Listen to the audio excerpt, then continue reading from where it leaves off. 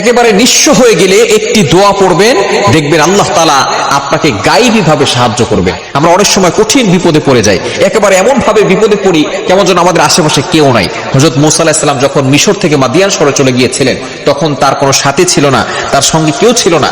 শুধু তার বিষয়টা এমন ছিল না, তার জন্য খাবারের ব্যবস্থা ছিল না, থাকার ব্যবস্থা ছিল না, রিজিকের ব্যবস্থা ছিল না, কোনো কাজের ব্যবস্থা ছিল না।